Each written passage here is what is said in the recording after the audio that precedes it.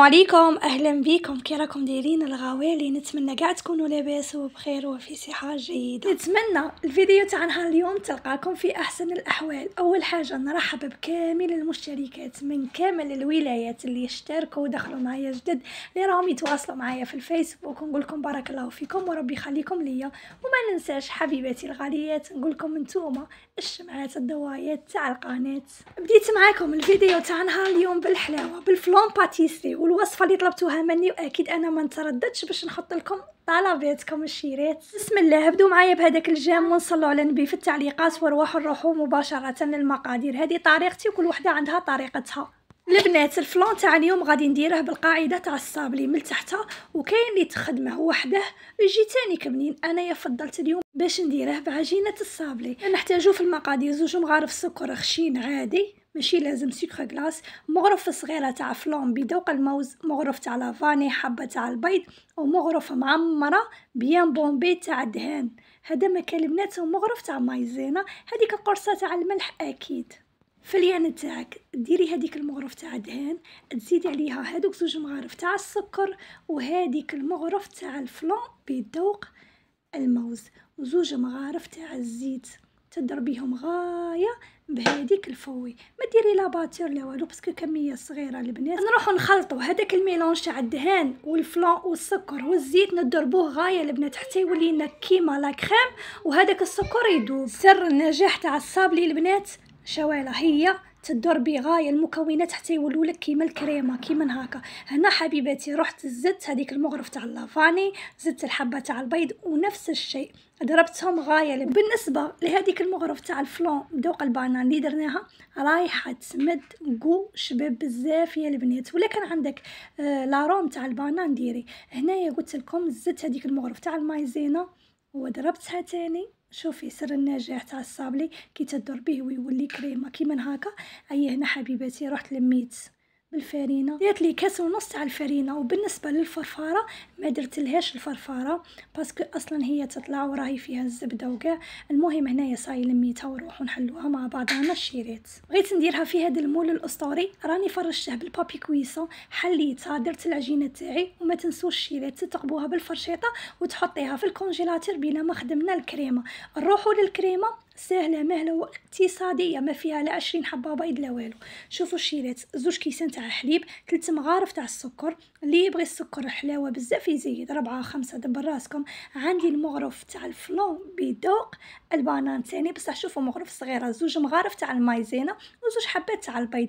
نقدبوا الكاسرونه تاعنا. الحاجه الاولى نديروا فيها هذوك 2 كيسان تاع الحليب، ونزيدوا نصف الكميه تاع السكر، يعني مغرف ونص تاع السكر.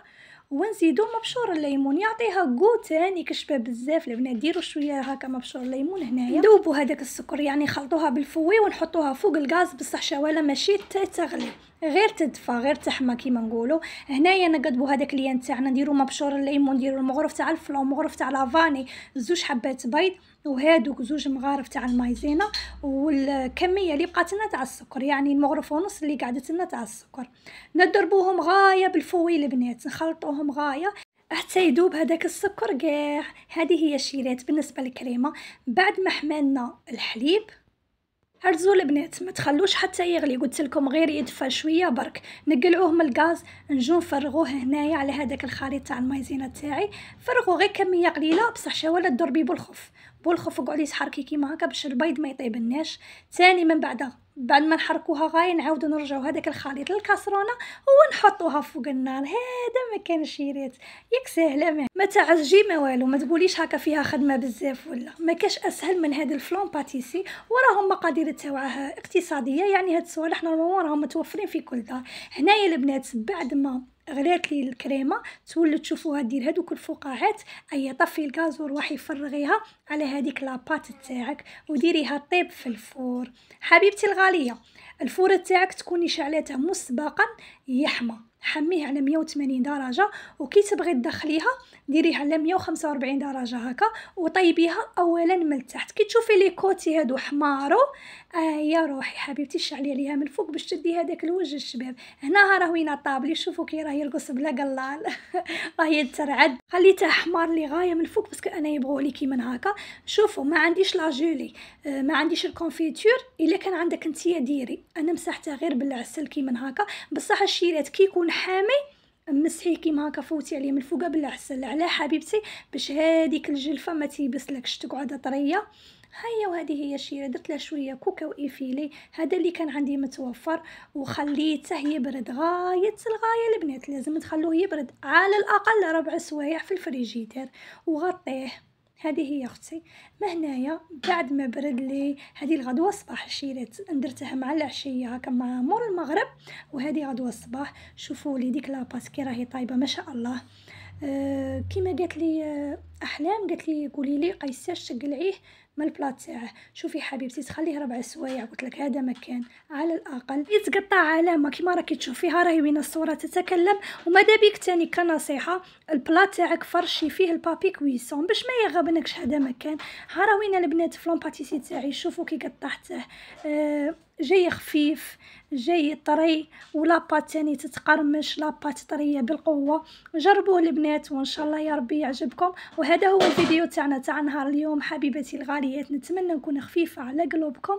تهلولي في رواحكم والسلام.